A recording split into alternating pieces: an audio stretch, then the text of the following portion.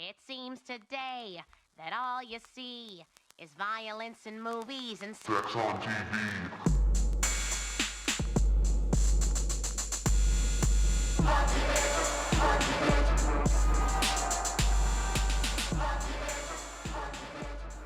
Okay, dink is a word of unknown origin. Great. In Scottish and Northern English, it means neat or neatly dressed. Okay, that's not bad. In sports, it means a ball struck delicately, or to hit or kick a ball delicately. It's a noun and a verb. Whoa. And if you're going to cancel me, I think you should cancel Rhett and Link as well. Oh, they do say that. You're right. Dink it and sink it. Right. Right, and Link, I'm sorry, but I gotta cancel you guys. Dude, did you know that Rhett and Link bought Smosh? They what? They bought Smosh. When did they do that? I think it was like at least a year or two ago now. Yeah, because Smosh sold out to some company, and then that company, like, I guess it just ran out of money and was just like, just like Mixer, they sort of collapsed without telling anyone. And then Rhett and Link swooped in and bought them up. Hey, good for them. I guess. I assume that's a good thing. Yeah, they won't be out of jobs. That's a good thing. And Rhett and Link seem like good guys. Maybe not, but like... Yeah, I haven't heard a lot negative that just didn't have to do with the quality of the show. Damn.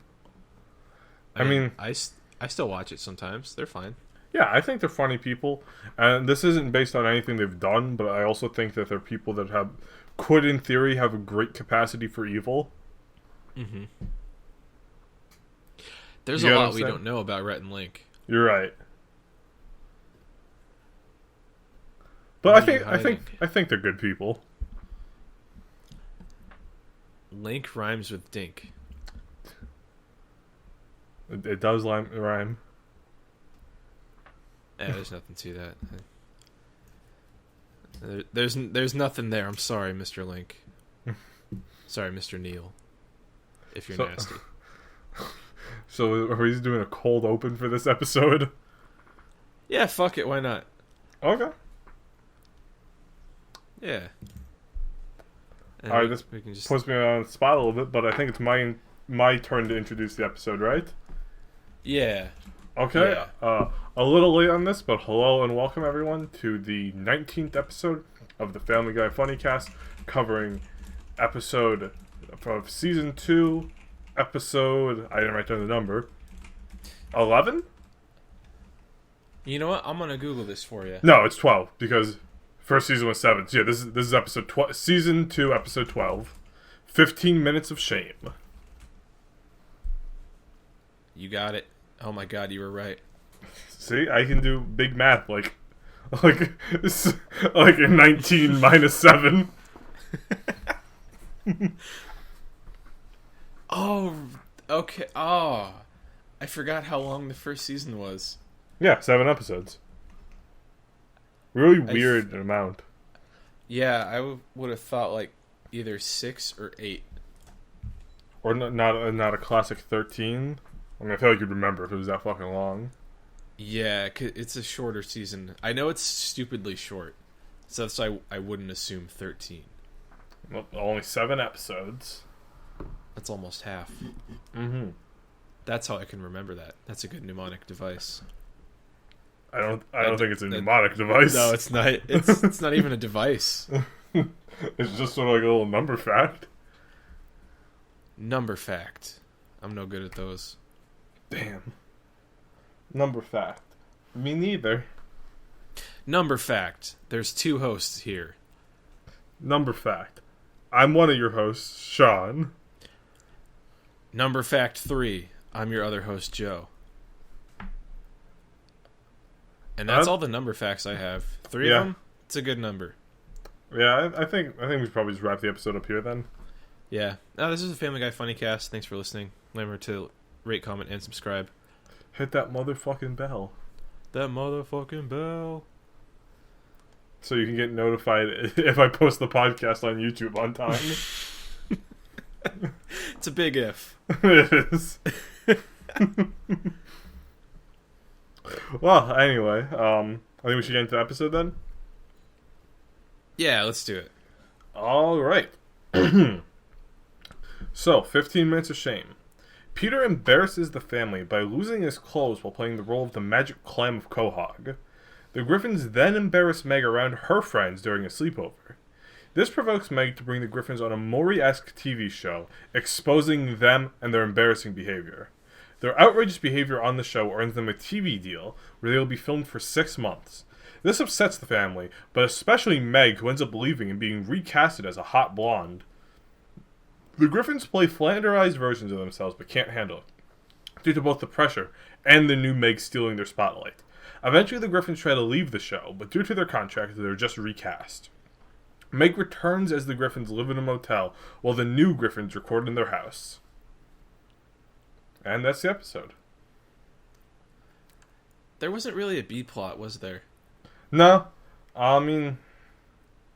Yeah, no, there really wasn't. It was pretty much just about Meg and the family embarrassing her. I guess the closest thing to a B plot would be towards the end, once Meg leaves, they split her plot off where like she's living with Cleveland and around Quagmire. But it's not like a proper B plot. Yeah, it's more a short extension of the A plot. Yeah. I mean, personally... What? No, you go. I was going to say, I think this is a pretty good episode. There are a lot of meta references to stuff. I mean, at one point, Chris yells, "You're breaking the fourth wall," which is in itself a fourth wall break. Because it wasn't actually a fourth wall break, but you could interpret it as one. I thought it made this like a more clever episode. Yeah, this is an episode I was simultaneously looking forward to and also forgot it existed. Damn. How could you forget it? I don't know. Because there are parts of this episode that I remember quite clearly. Like the, "Oh my god, you're a horse?" That little bit. Right. And Peter falling through the stairs. I remember that Adult Swim used that short little bit in commercials for it. Oh, okay. Literally just Peter falling through the stairs and saying he's stuck in them. I mean, it's funny, slapstick. People like it. Yeah, and we know I like it. Hell yeah, me too. You got a stick and you're slapping it, I'm gonna laugh. I'm gonna laugh right at that stick. I'm gonna slap my stick to it. You know how it is. It's a real stick slapper. Mm-hmm. One thing I enjoyed about this episode was that in the second half, once the Griffins are starting to be recorded, they changed the way, like, the normal joke structure of the episode is pretty different, where Peter doesn't really try to make any direct jokes like he would in another episode, and the humor is coming from him acting uncomfortably weird around the camera. Mm-hmm. Yeah, it's a nice break in the formula. Yeah, I think this episode is pretty good for that. It definitely doesn't feel like any of the other episodes that have come before it. I like how there was in certain shots they frame it like this is actually being recorded by the TV crew. It was just like a nice little thing, I think, that added some more detail to the episode. Yeah, because in a lot of shows, whether they're live action or animated, and they have this bit where they're being filmed by a camera crew, they don't commit to that. They just take shots from the regular filming and then like throw that on the TV. Yeah. So it's really cool to see them actually like take it seriously. Yeah. I don't know where I'd put this episode, because like it wasn't the funniest episode in my opinion. I think with that changing comedy, it's more generally funny, but there are less like high funny moments. You know what I'm saying? Like it raises the standard for the funniness, but it also has like a lower maximum peak funniness. Yeah, it's clever, but it's not ha ha ha funny. It's just yeah, exactly. It's just Yeah. Well, I mean, I still think it was a pretty good episode. I liked it. So, Yeah. what did you think about it? I liked it. I would agree that there's not a lot of laugh out loud moments, other than Peter falling through the stairs and. Well, shit. I guess that's it. No, I liked when Chris. I think it was Chris picked up the chair with Lois in it and threw it. I liked when that tickled me. I liked when Stewie jumped into the lobsters to try to fight them. Yeah. I just think, honestly, with like Stewie's weird little form, that a lot of like physical jokes for him are a lot funnier because he's a fucked up little gremlin. He's a funny little homunculus. Yeah, exactly. He has funny little footsteps when he walks around. He's got a big ass football head. He's fighting lobsters. What more could you want? Now here's the question though. Did Brian ever change him? Did No. Stewie get his diaper changed? Probably not, no. Well, then I have another thing to add to your descriptors of Stewie. He got a big fat doo-doo diaper. Well, not in that scene because he took it off. Ew. That's tactical, dude. That's true. You don't want to infect all the fucking lobsters, I guess. Mm-hmm. And it would just weigh you down. Actually, Yeah, no, it would. Poopy floats, doesn't it? Yeah, but that would slow you down. Oh, Would that's weigh you true. down. Yeah. Yeah, You don't want all that excess air dragging you down. exactly. I don't know if anyone's addressed this, but Stewie's kind of smart. Oh, yeah?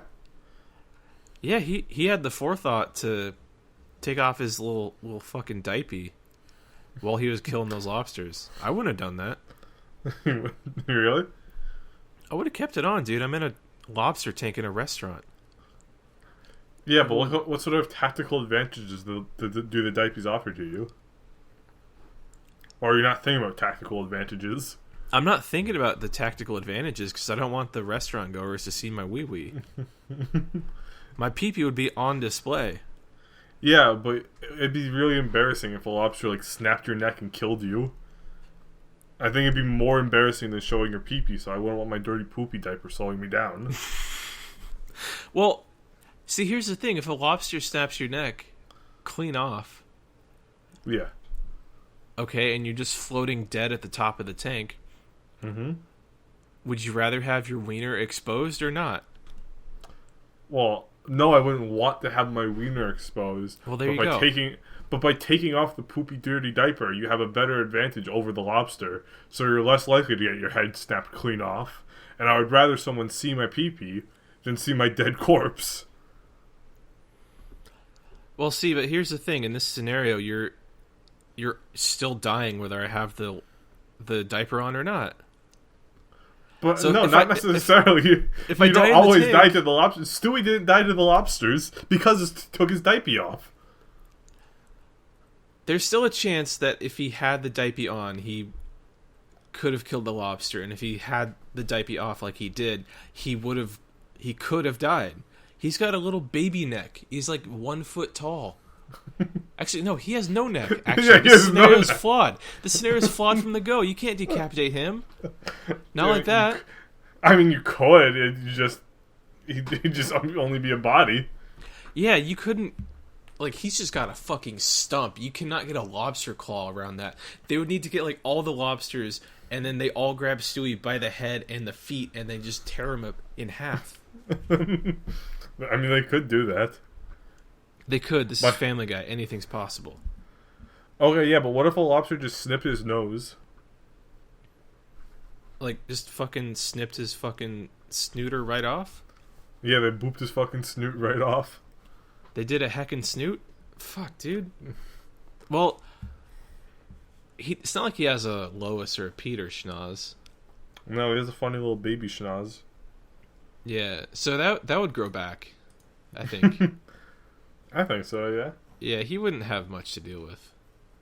Damn. Dude, why can't humans regenerate their body parts like lizards? It is so fucked up that we can't. Well, yeah.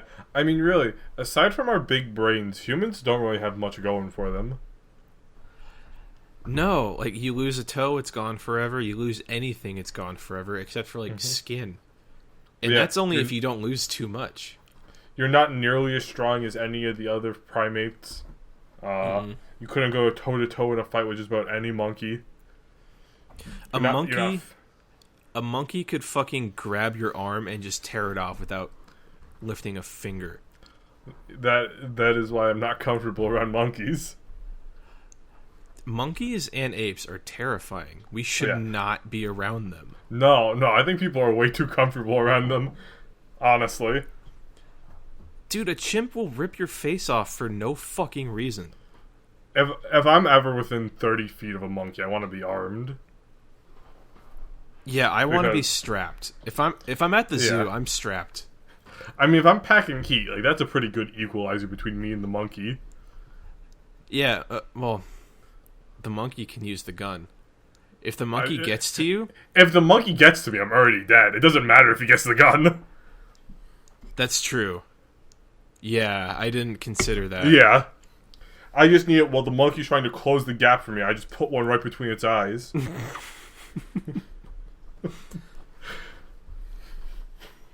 It's just like a nice cinematic sundown duel, except it's me versus an unarmed monkey. Stop approaching me, you damn dirty ape. No, if I was yelling that, I'd be a police officer, dude.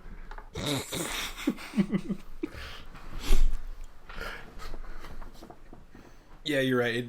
It'd be more if the chimp's approaching you, you're like, oh, you're approaching me? And then it does ape noises at you. That would roughly translate to, I can't tear your face off unless I get closer. And then I'm a little full clip on him in panic. He screams, starts shooting. Oh, definitely, dude. If a monkey screams at me, I'm firing. Dude, if a monkey screams at me and I am not safe, like, behind plexiglass, I'm dead. Mm-hmm. And I'm gonna scream and I'm gonna shit and I'm not gonna have my diaper because I took it off because I went in the lobster tank. This is why I don't go to the zoo anymore.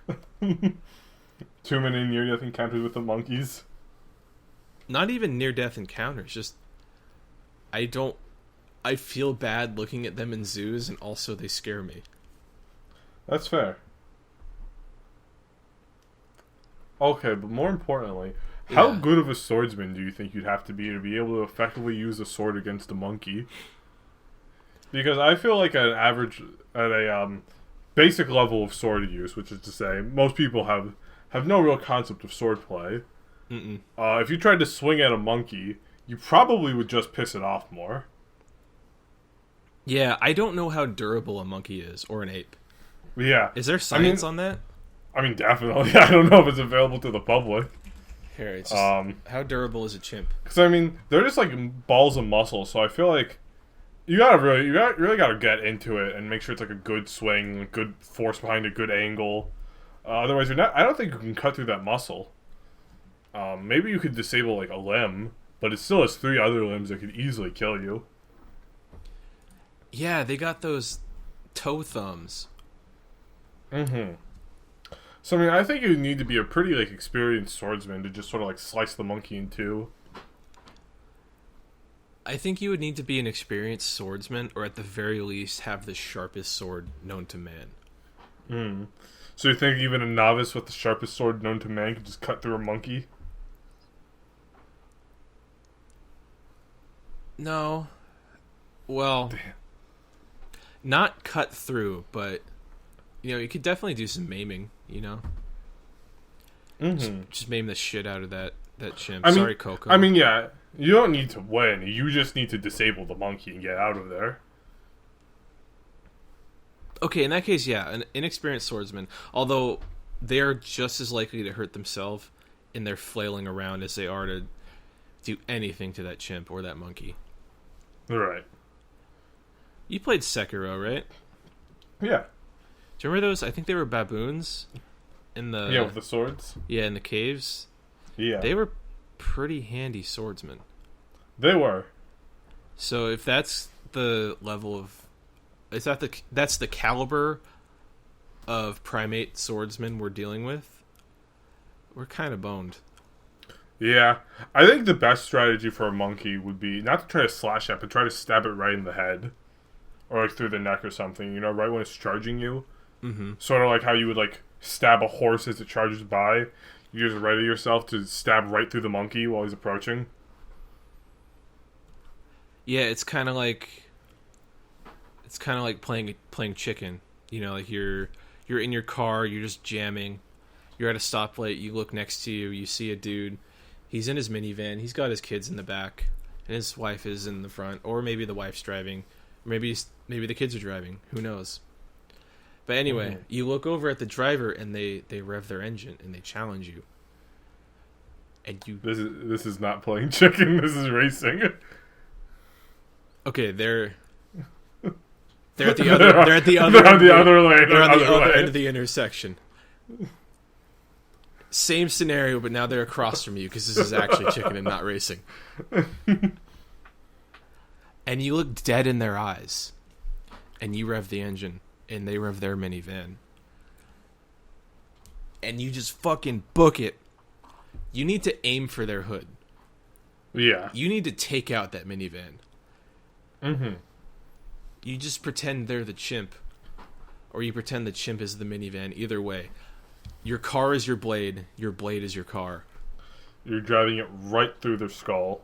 You are driving right through their skull. You are Kenshiro. I don't know enough about Fifth of the North Star to complete this metaphor. But pretend I do. Why'd you pick it? Because he's cool. Hell yeah. Anyway, long story short.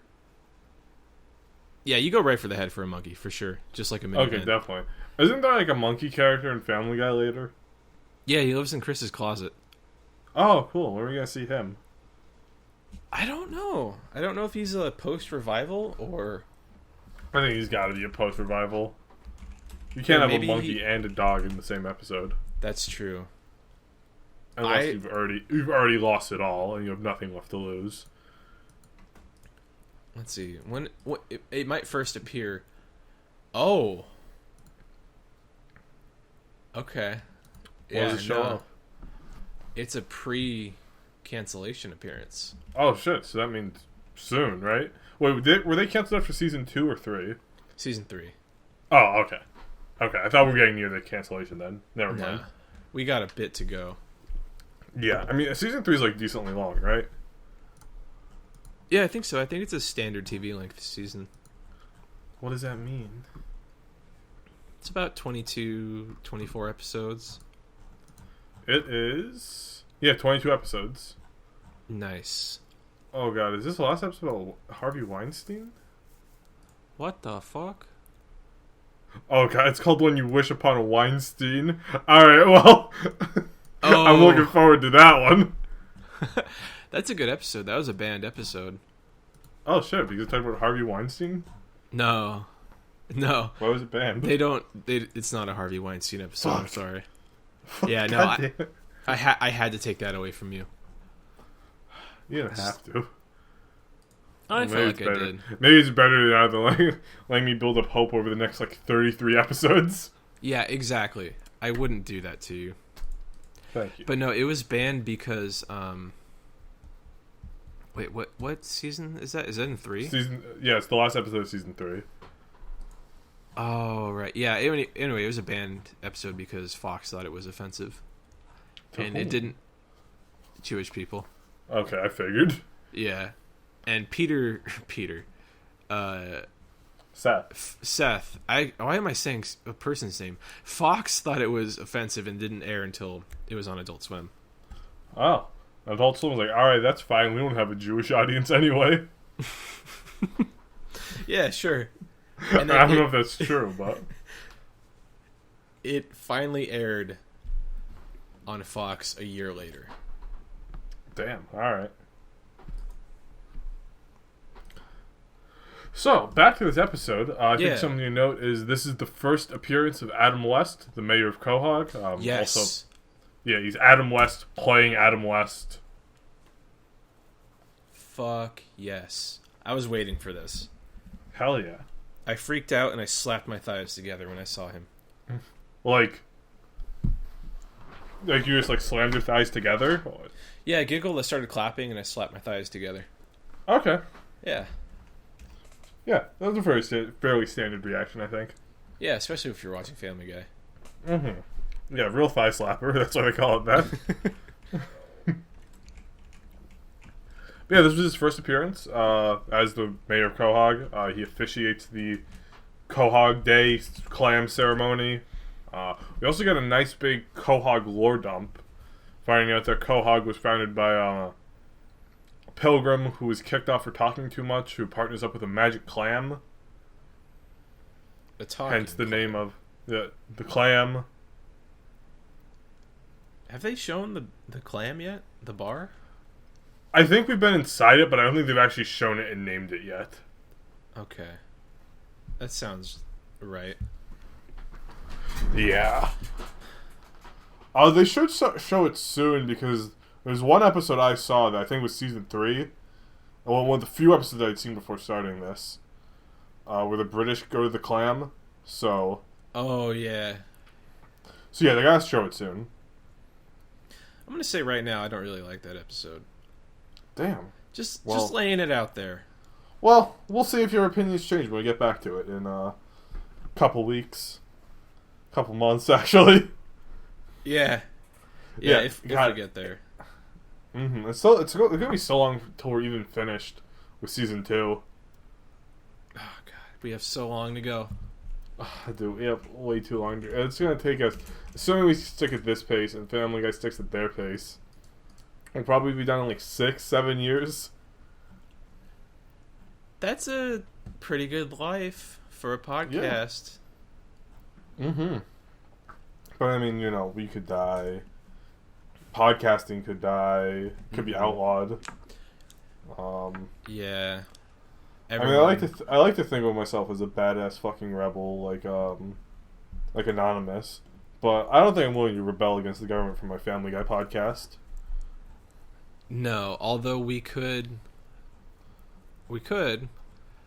be the first podcasters without a cause. Are you sure we're the first? We could be. When it's outlawed. Oh, yeah. We will be the first ones. Yeah. I mean, I think that'd be a pretty cool gig. I think Joe Rogan might beat us there, though. Yeah. Oh, yeah. man. Do you think Joe Rogan's going to get canceled? No, he brings in too much money. Damn. Spotify just spent like $600,000 on him. I know. Wait, right? They only spent $600,000? No, it was a multi-million-dollar deal. I was about to say, Mixer spent $30 million on Ninja, dude.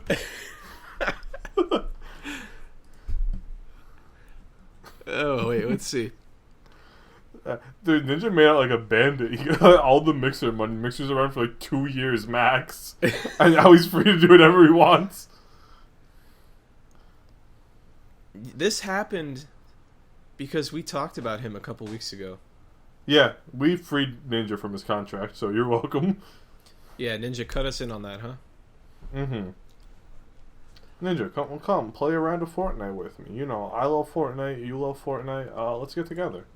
Yeah. Let's get some dubs, Ninja. Yeah. Let's get some epic Fortnite victory royales. Come on, buddy. Mm-hmm. I've gotten a couple of those. You don't play Fortnite? Don't lie to the audience. No, I don't. No. The Joe Rogan deal was around $100 million. Okay. Like. Yeah, I think Spotify's going to be loath to cancel him. I think if Joe Rogan wasn't the one in the clip saying he was making girls suck him off for spots, I think he'd be canceled, but just having a guest on there who said that isn't...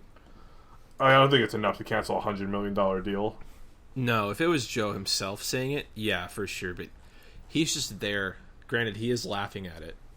Oh, yeah, he's enjoying it, but, like... That's enough for us to cancel him. Yeah, that's enough for us to disinvite him from the podcast. Yeah, Joe Rogan, you're not invited to our podcast ever. If we're not... Don't say that. No. Joe Rogan, you're banned. Family Guy Funnycast does not want you. Granted, if you invite us to your podcast, Of course. we'll consider it. Probably won't do it. Well, yeah, we will. Shit, fuck. Yeah, we Dude, kind it's of have the to. Joe Fuck. Rogan podcast. Fuck. Yeah. Damn it. I don't want. Damn it. I don't want to. Fuck. Okay. Okay. Morally, I say no. But But for the growth of the podcast, it would For- be pretty good to be on JRE. for the sake of my business, our business. I'm sorry. Our For business. the sake of us recouping our $60 we both lost. Yeah. It's a little more than that, though, isn't it? It was like 63 each. I think it was like 122, 126. We'll get an exact number when we get the costs. Yeah. Once we have company money to recoup it with. Once we find the company card. Ew. I lost it. I lost it on the freeway. I gotta make some calls later, but yeah, fine. Okay, yeah. I guess we would have to. I'll leave it at that. We would have to go on. We have a limit of $5 on the company card. It wasn't even a credit card. It was a Visa gift card. It was preloaded. We only had $5 left on it. And I just drew a little Peter on the front of it. A little Peter Griffin. $5 is approximately enough for me to go apeshit at the dollar menu, but that's about it.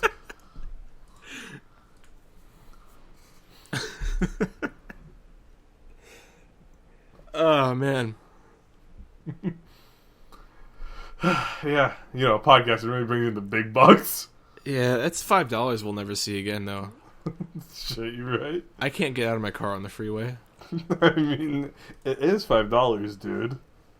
It's a lot. That's a lot of dollar menus. It is. A McChicken's only $1.69. I could get a couple of those. Oh, Drinks are only 99 cents at McDonald's, any size. any fucking size. That's right. Although, if you get two $5, you can get like 50 nuggets. Hell yes. Fuck Yeah, we can have our McDonald's dinner later. Yeah, we can do that after the Joe Rogan show. Yeah. Or before. Probably a lot before. Way before. But in the immediate future, I think it's reference time, baby. All right. So, we decided after the last episode that doing all the references is just too long and honestly too boring most of the time. So, instead, I'm now going to list all the references and explain only a few of them that I think are either interesting or obscure or particularly relevant. Sounds good to me. Yeah. So, I first can't wait to hear time, which ones. Time to just list them all off. You have Bob Ross, Family Ties, Adam West, Ronald McDonald, Milton Berle, Davy Jones, Richard Nixon, Uncle Tom, Tom Arnold, Fran Drescher, and the Olsen twins. And also, they made another fucking Boogie Nights reference in this episode. This is the third episode in a row, I think.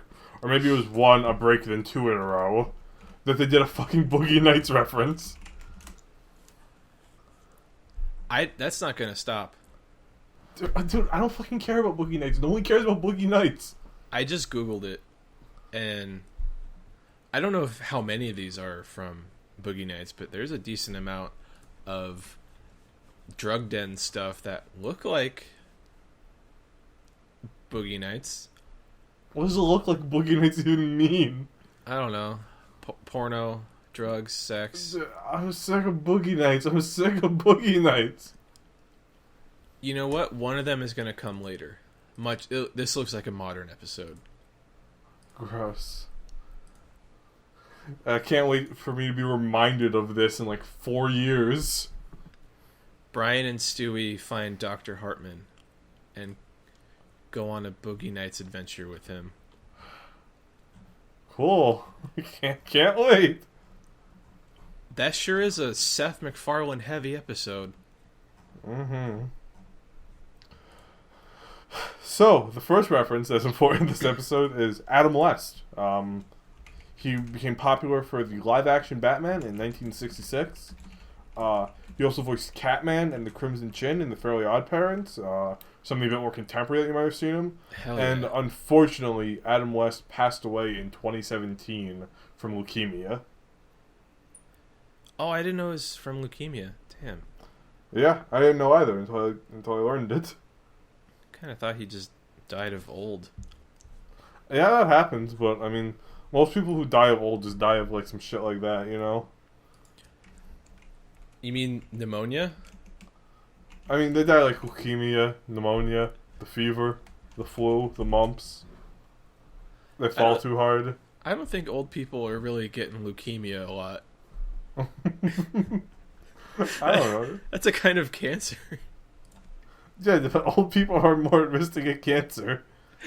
There's fewer than 200,000 cases a year. That's still a lot. 200,000 cases a year. That means every 5 years, 1 million people have leukemia. But how many of those are old people? I don't know. I'm not a doctor. Leukemia? I'm going to find out. Old people.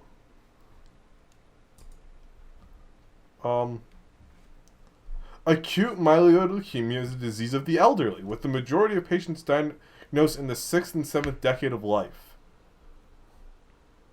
Okay, so I'm wrong.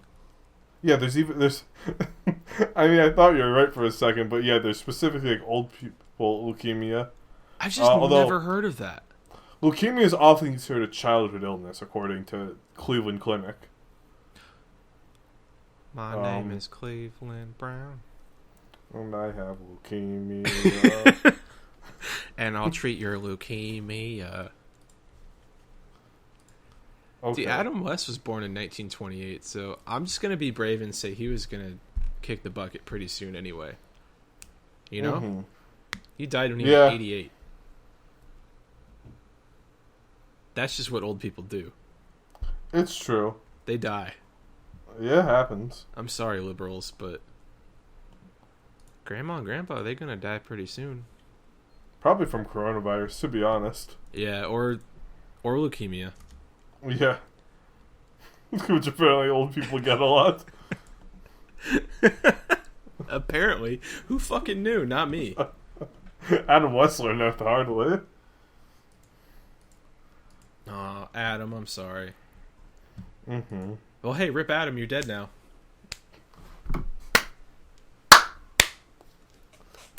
Yeah, I mean, he had a good life. Like, you know. Well, at least from an outsider point of view, he had a fucking fantastic life. Yeah, it's fine. Career-wise. Mm-hmm. Can't speak on his personal. Alright, next reference is to Milton Berle. He was a famous actor in the 30s, however, he got to start as a child actor, and he eventually transitioned to radio. As a young child, he won a contest by Charlie Chaplin. I picked this one because it's pretty obscure. I feel like most people probably don't know who Milton Berle is, so... No, I know the name. That was Damn. more my parents' generation. Yeah. The 1930s. Oh, shit. No. I mean, he was on radio, so maybe your grandparents heard him. Oh, yeah, my grandparents for sure. Depends on when Mr. Burl's career was, like, popping. Yeah, I think it was popping mostly in the 30s. I don't know how big his transition to radio was. I didn't look too deep into him. Yeah, my parents were born in the 50s, so they... Yeah, nah. Nah, he would have been halfway to death when they were born. Damn, shawty. Damn, Shawty, you looking kind of dead. Damn. Alright, and the final reference I picked is Uncle Tom. Uncle Tom is a character from Uncle Tom's Cabin, written by Harriet Beecher Stowe, son of famous minister daughter of famous minister Lyman Beecher. It was a bestseller at its time in the antebellum period. I'm not exactly sure when it came out.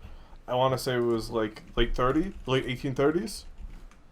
And it exposed the horror of slavery to the white audience that read it.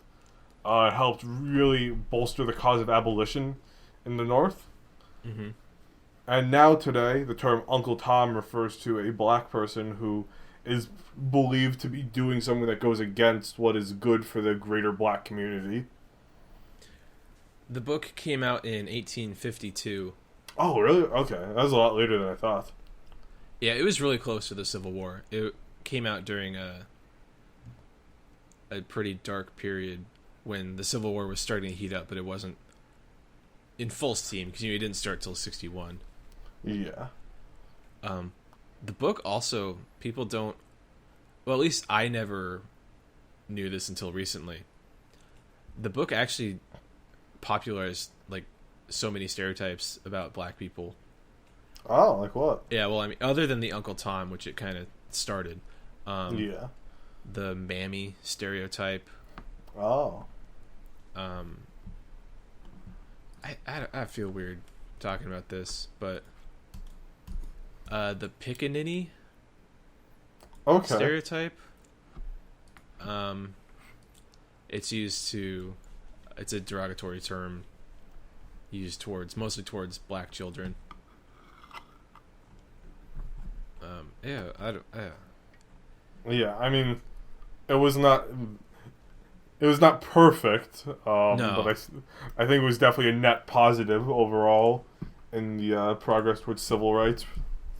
Yeah, it was, the book it wasn't a romance, but it was in that genre, so it was a rom-com. Yeah, it was a rom-com. It was a fun little romp. Mm-hmm. But no, it was primarily targeted towards women.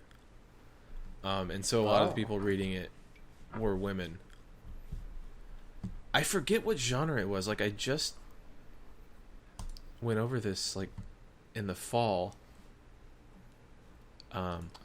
Sentimental. It's a sentimental novel. Oh. Yeah, which means it's just a product of its time. That means it's targeted towards, or it targets your emotions and everything.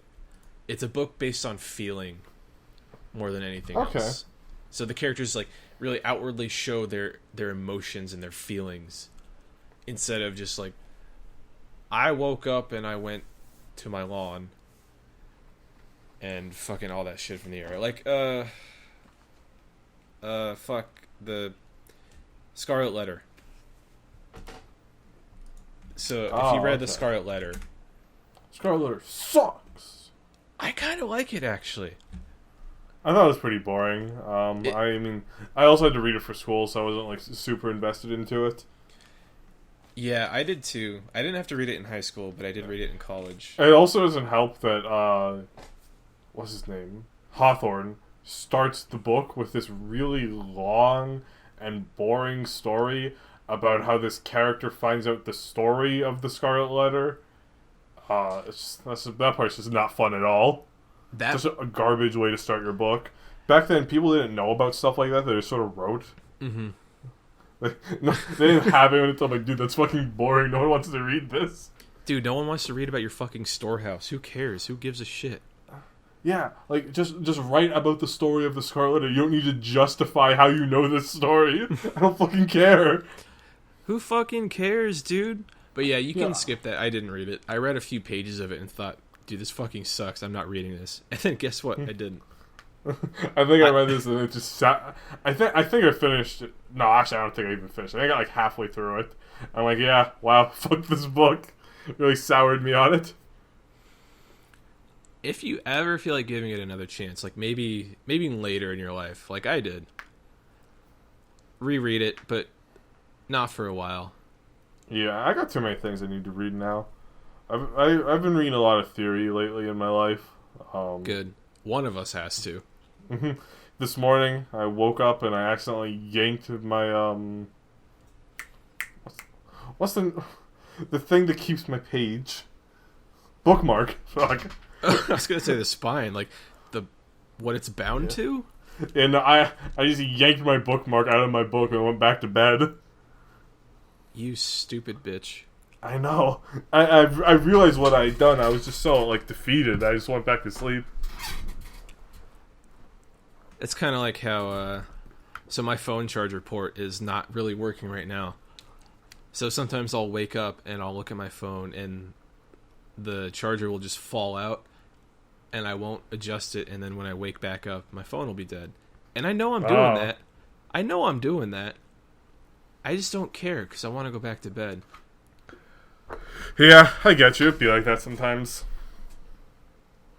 It really do be like that. Hey, so I have a question. Okay. What was your favorite joke from the episode? My favorite joke.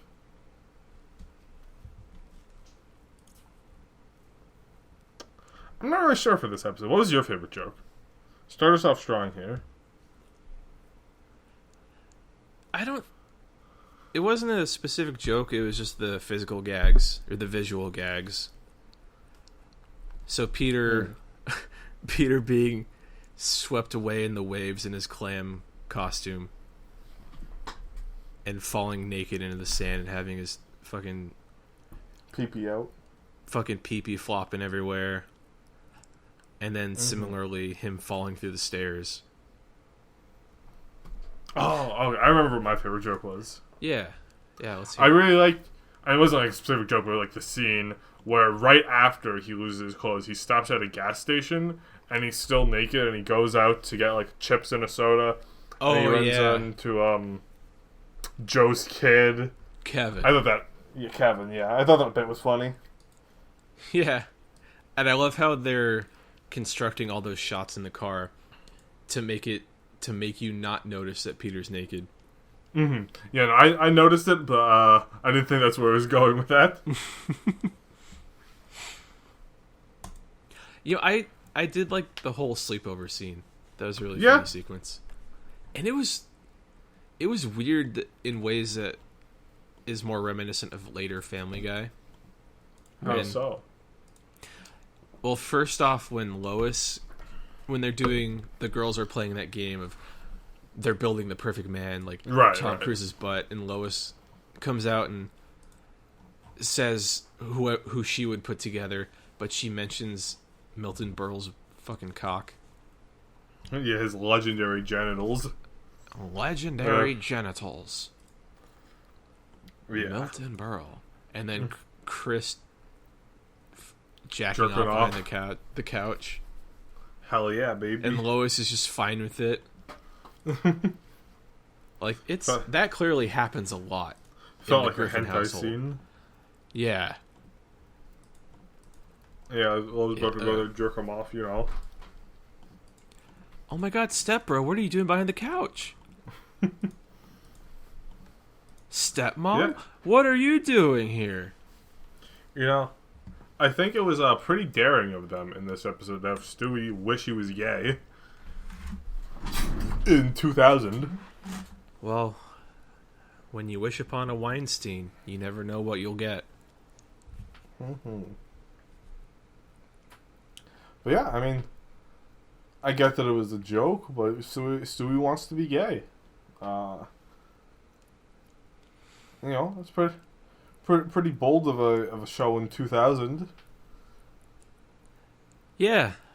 Although they were in a post Will and Grace world. True. Anything's possible. I guess so. Including a gay baby on my cartoon. A gay baby in Family Guy? That's right, Meg. Your brother, Stewie Griffin, is a gay baby. What? What the fuck? And Chris is like, he's a baby? Speaking of Chris. Yeah? When Lois was getting the splinters out of Peter's ass, he does that gag where he puts on the Nixon mask. It says, I am not a crook. Yes. And he and Lois start laughing. But Chris is also in the room. And it shows him laughing, leaning forward, slapping his thighs. But there's no audio for it. Did you notice that? I did not, no. Wait, let me go back. I want to see this. Okay. Oh my god, I see. Brian becomes a cop? No, spoilers! No. Yeah, Hope Brian the dies. bootlicker. I can't wait till he fucking dies.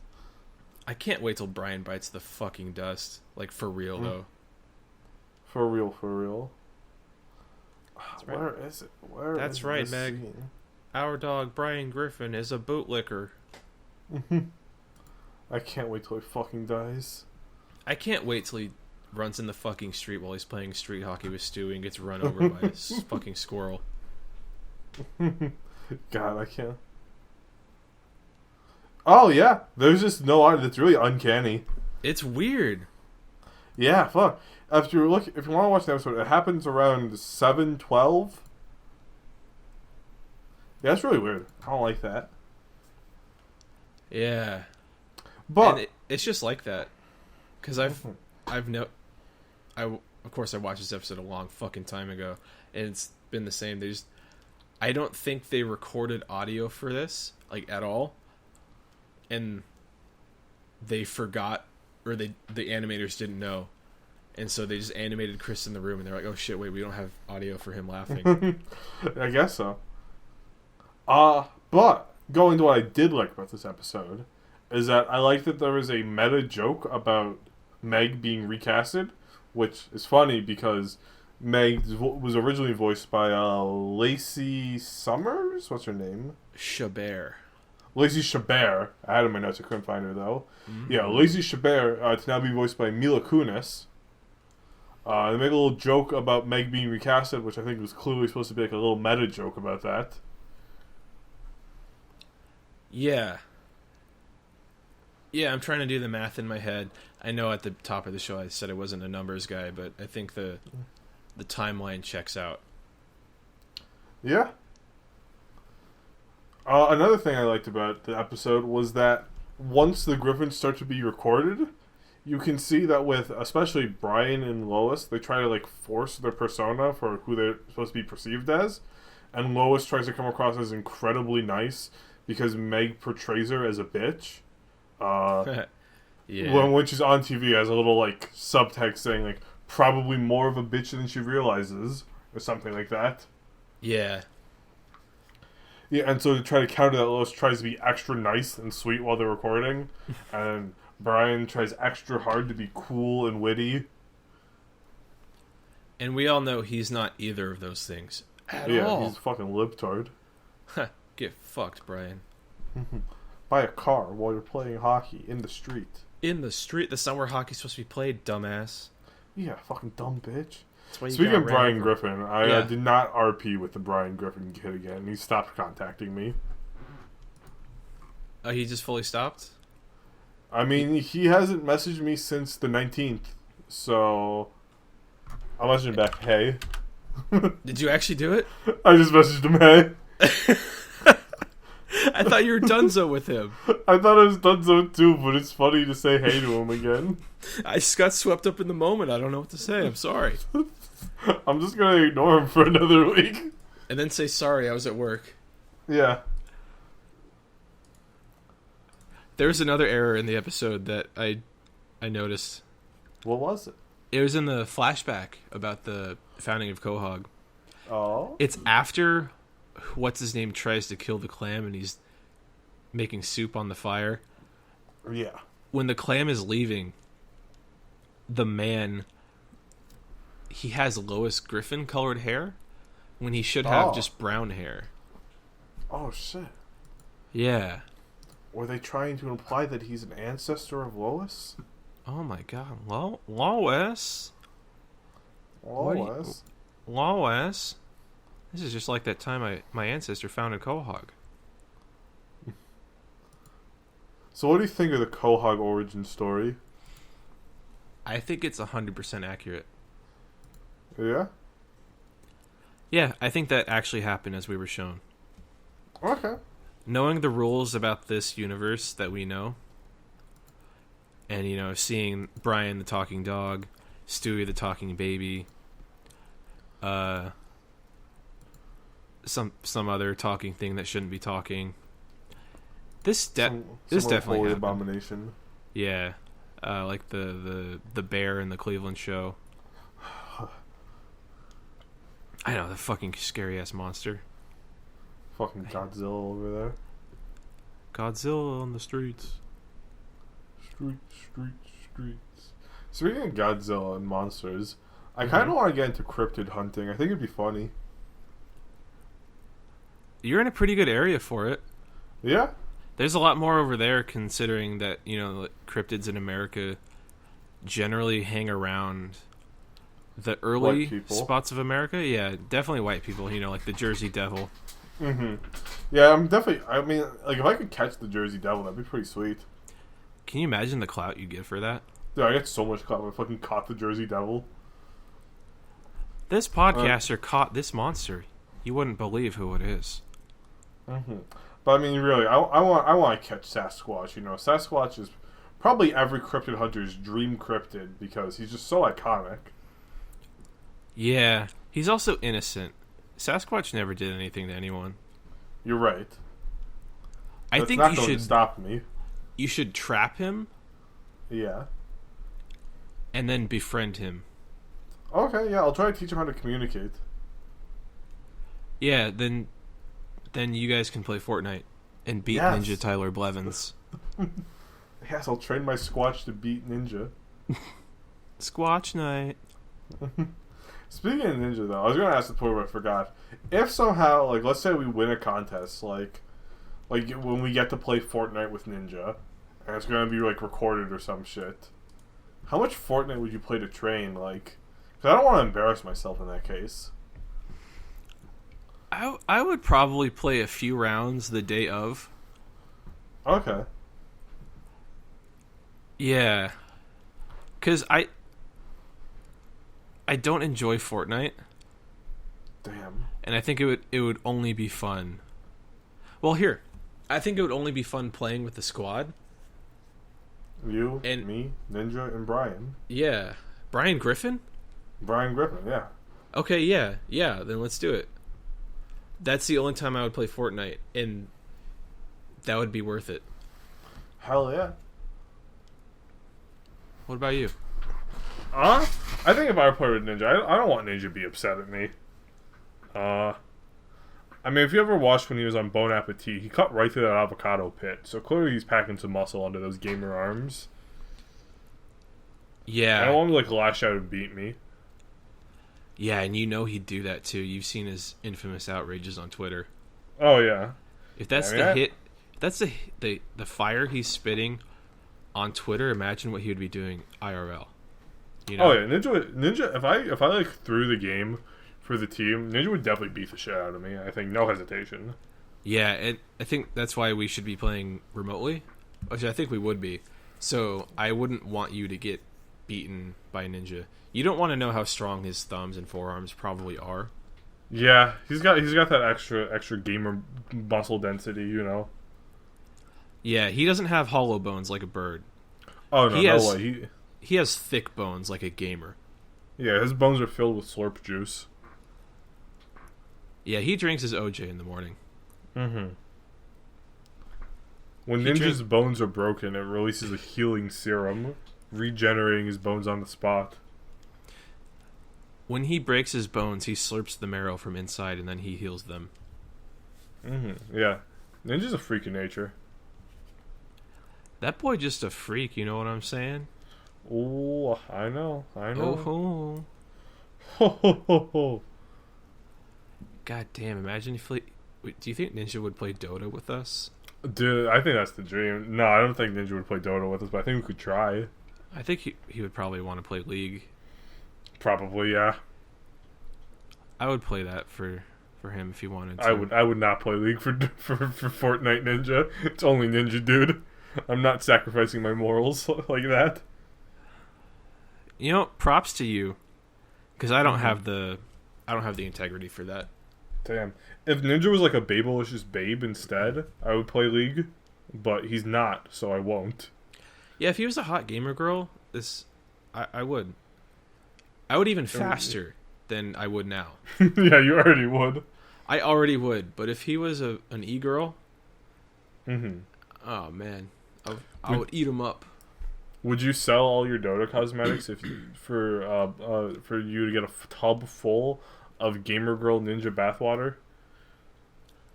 Yes, but only if Ninja was a girl. Okay. not Ninja as he currently exists. No. Right, like different timeline where Ninja is a girl. Yeah. Yeah, absolutely. Okay. The question asked me in this timeline is if I would sell all my Dota items for some Nico Lol bathwater. And the answer is yes. Damn. In a heartbeat, right now. I'll do it right now. After I sneeze. Yeah, I mean, just sell your items and just give the money directly to Nico Lol, and I think it'll be good. Okay. I'm going to make a note on Twitter to do that right now. Okay, cool. Okay. Selling all my Dota items to donate money to Nico. Well, do you think we can get her on the podcast if you do that, or no? Yeah. No, actually. Fucking bitch. Fuck. Don't you dare say that about my Nico. I mean, alright. Oh, I mean, honestly, I think if we ask nicely, maybe. But I don't want to buy an appearance from somebody. But we're going to. But we're going to, but I don't want to. Dude, no, I can't afford to buy any appearances. No. What would it take for you to accept a Lin-Manuel Miranda appearance on our show? I mean, I do it for free, honestly. It's good publicity. It's good clout. Okay, so there goes my question. I'm sorry. I'm pretty easy with this stuff, but pretend I gave a high price. Pretend I said like I need a bathtub of his wife's gamer water. You know what? No, I'm with you. Lin-Manuel, if you want to come on the Family Guy Funnycast, you're welcome to. Yeah, welcome aboard, baby. Yeah, baby. Oh, you turned 40 this year. Whoa. Good for you. I'm turning 20 this year. That's like half. Hell yeah, bro. Hell yeah, bro. Hell yeah.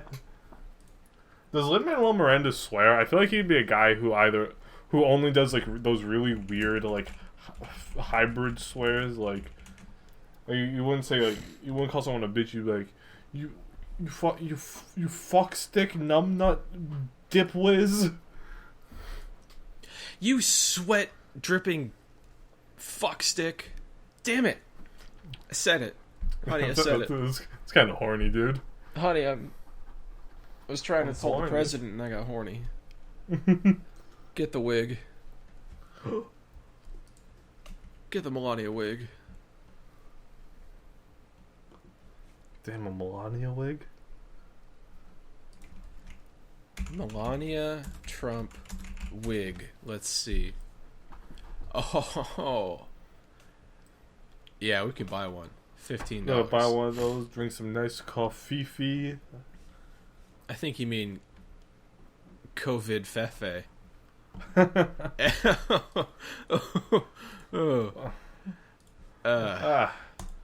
Boy, that joke made me hungry. I needed me a nice hamburger right now, am I right?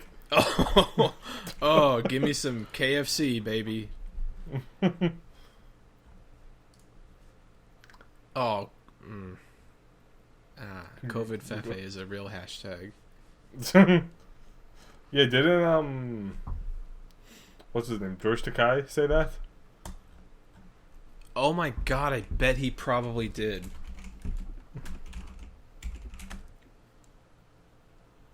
I'm Googling it, but nothing's coming up. He definitely jumped on the Kofefe. Oh, definitely. I don't know. I don't get why people... I think a lot of people who try to do the epic Trump owns don't understand... I mean, first off, fundamentally, they don't understand that trying to own Trump by saying funny things does nothing to affect the material basis of his power. But just ignoring that part, I don't think they get what even makes Donald Trump tick. Like, I don't think Donald Trump cares that he made a typo. Dude's probably hopped up on fucking Adderall, you know, like. Yeah. He knows he's stupid. He doesn't care. No, he doesn't fucking read this shit. No, yeah, he's... Sorry, Jeff Tiedrick, he's not reading your reply. I was just gonna say, Jeff Tiedrick, he's not reading your fucking shit. At best, maybe an intern is, and I can guarantee that intern doesn't care. Jeff Tiedrick is the most angry person. This dude is so fucking mad all of the time, and he's a fucking Obama bootlicker too. Hell yeah, bro. Your periodic reminder that when 2 people did of Ebola on Obama's watch, the entire wingnut outrage industrial complex shit a fucking brick, and no one howled louder than the useless fuck now living in the White House bunker. Damn. Obama never had any of his tweets dinged for threats or lies. Just saying. Mm-hmm. Hey, did you hear that the Obama administration had all civilians killed retroactively assigned a combatant status, so technically the Obama administration never drone struck a civilian? Now, that is some 3-dimensional chess. That is galaxy brain. That is president brain shit. Yeah. I had a question on my final for one of them talking about that. It's pretty woke to put in intro-level college class. Fuck yeah. What did the question say? It was a really long question. It was basically talking about the construction of like the meaning for the term combatant, and talking about what would be the best way to approach constructing a meaning. And one of the answers was talking about how like it was select which one is right, then explain why. And then one of them was like how the Obama administration had done that. You just find anyone as a combatant. Obviously, that wasn't the right answer, because that's wrong, Obama. No. When you double tap that hospital, they were not all combatants. Barry, they were children. Barry, no. God, Jeff Tiedrick he makes me sad. And it's not just him making me sad, it's the engagement on his tweets. The likes, the retweets. Does he have like a Patreon or something? How much is he making? He makes triple digits. He doesn't make triple much. You mean you make hundreds of dollars? Yeah, he makes $341 a month. Still better than us. Yeah, so I do respect the grift, the grind. His like tweet that he displays is a 5-time draft dodger, blah blah blah blah, whatever. But I want to say, and I'm going to defend the president on this one. Dodging the draft is probably the coolest thing he ever did. And then he comes back and says that his Vietnam was dodging STDs. Like, come on, you gotta hand it to him. Oh, man. Yeah. I mean, like, the Vietnam War was bad. It was good that he didn't go. Yeah, it's like that Onion article, Heartbreaking, the worst person you know, just made a great point. Yeah, and I mean, like, sure, he didn't avoid the war out of a moral obligation, but I don't think, like, the Vietnamese children being murdered by American soldiers really cared about the moral reasons why someone decided to or not to go to Vietnam. Do you think Jeff Tiedrick would have gone to Vietnam? Oh, definitely, dude. That's his civil duty as an American. That's true. I really like this tweet from him on June 22nd. Holy fucking shit. Bunker Boy must be crapping his diaper right now. Feels like he's talking about me. Oh yeah, baby made a big old stinky when he was on the stage giving his address. This is me with the podcast. June 20th. Innocent people don't fire the people investigating them. Remember during all the Benghazi hearings when Obama fired everybody involved in the investigation? Of course you don't. Obama handed over everything and Hillary testified for 11 hours straight on live TV because they had nothing to hide and they aren't fragile dipshit man babies. Damn. Imagine being such a loathsome piece of shit that no one wants to die of the plague at your hashtag Coronapalooza. Donald Trump, you just got freaking owned. You just got hashtag owned by the Jeff Tiedrick. Yeah, time for Trump to resign. Yeah, Trump, you just got BTFO, so if you could just leave the keys to the White House on Jeff's front door, his front doorstep. That's how it works. Whoever BTFOs the sitting president takes over the presidency. Yeah, if you're the president and you get bodied on Twitter, you're out. Dude, I'm just waiting for Biden to win.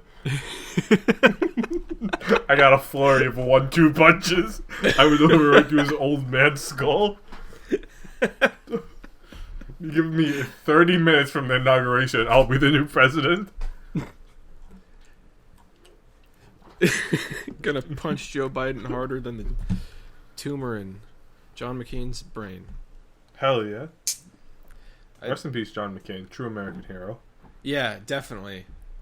And not someone who is really fun to make fun of. Yeah. I like when the daughter. Vietnamese soldiers captured him. Yeah, that was good. That was a huge Bazinga moment. Those guys should have fucking kept him. Yeah, fun fact, the only reason why John McCain even survived his experience as a POW is because the Viet Cong were so fucking sick of him, they sent him back to America. I ain't talking, you son of a bitch. I'm American. What the fuck is he saying? Get him out of here. Get the 4 years of this shit. He's not going to talk. Get him the fuck out of here. He's been I crapping knew his you pants couldn't every get me. day. I know you couldn't get me, you son of a bitch. I'm American. You're Vietnamese. Ain't nothing happening to me. And he crashed his plane on the way back. And he got fucking brain damage. Just flew his own plane back and crashed in the ocean. Probably hit Amelia Earhart on the way back.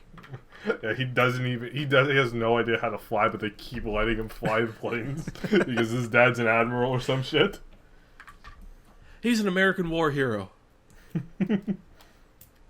Yeah, dude went bomb, Iran. What was that?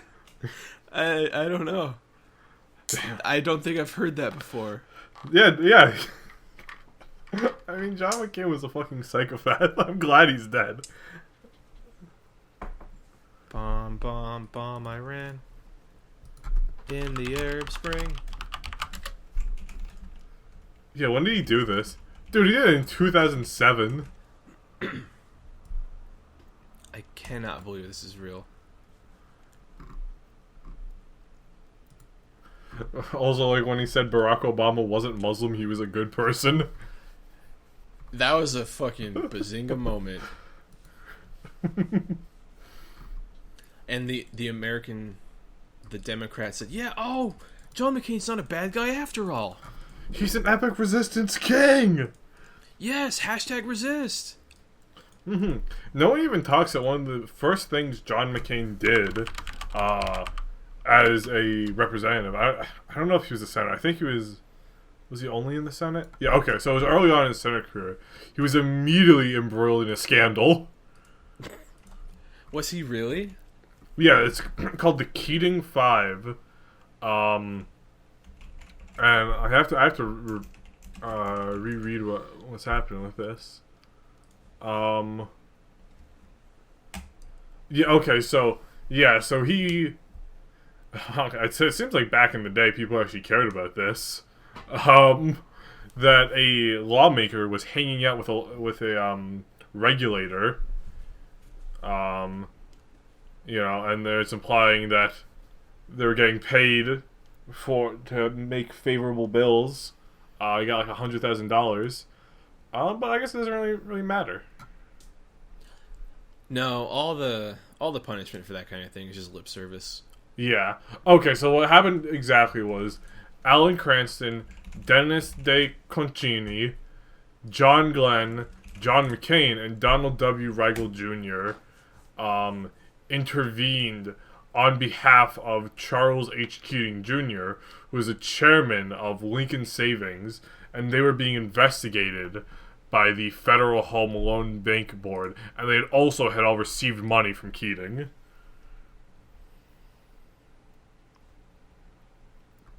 So some bribery going on there. Yeah, but then it didn't matter, and he got reelected handily. Oh yeah, I mean he's a fucking Arizona senator. Yeah, he's a fucking American hero. American hero, Republican senator in a red state. Well, no fucking wonder. Mm-hmm. God, I want to kick his ass. Oh, you'll have to go dig him up first. I will.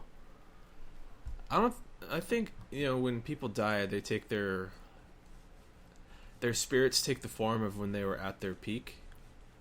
Mm-hmm. So I don't think we could take John McCain. Oh, I think I could. Don't worry. I don't know. Look at this fucking beefaroni. This fine can of Chef Boyardee piece of beefaroni. ass. Yeah, look at that. Oh, that's a big picture. Just hold on, and then you'll see. There we go. There we go. Look at that Chef Boyardee.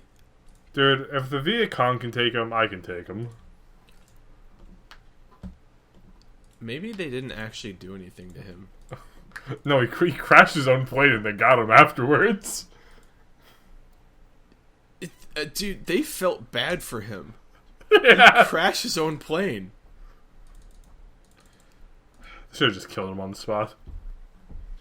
Yeah, I mean, wouldn't you? I mean, if I were the Viet Cong, but I knew what I knew, yeah. Actually, no. No, I would let him return to America because he's been more damaging to America than the Vietnam. Letting him live and return to America and become a politician is more damaging to America than killing him there. Yeah. I don't know what he did. As a soldier opposed to America, by virtue of being at war with them, I want him to fuck it up. I don't know what he did when he was in Vietnam, but the worst probably thing war crimes. Yeah, probably war crimes, but I mean, he crashed his plane on their soil. He's fair game.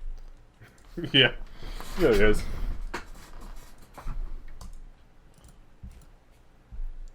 Rip John. Yeah, Rip John. Can't believe John McCain Day has already passed. This past Sunday. Miss you every day, sir. What was this past? Oh yeah.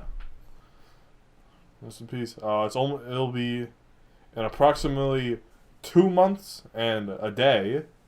It'll be the 2-year anniversary of when we lost him. August 25th. Never forget. Never forget. Big Poppy. Big Poppy. I know if you were out there, you'd be a big fan of Funnycast. Mm-hmm. We would have been honored to have you as our first guest. Yeah. I know you would have really supported our career. I know you would have donated hundreds of thousands of dollars to our campaign. Yeah, we need to get reelected. Yeah, so I just really miss you right now. Yeah. If we lose to the good old fashioned values, then what are we even doing here? We're really not honoring the legacy that he would want, honoring his legacy and living our lives the way he would want us to. Yeah, he believed in us.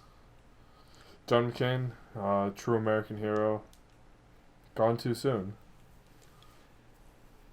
Gone too soon, but never forgotten. Never soon forgotten. Enough. You can't see it, but I'm saluting you, sir. I'm crying right now. I can hear it. Alright. About to fucking lose it. Well, that'll be episode 19 of the John McCain Funnycast. Thank you for watching.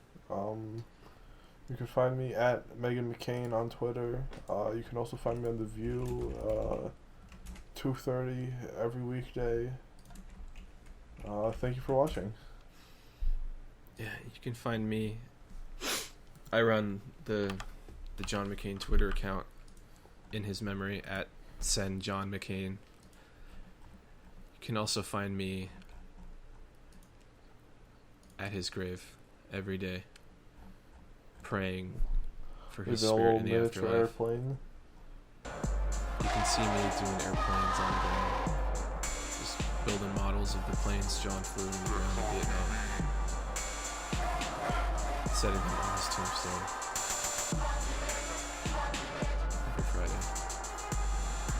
He did.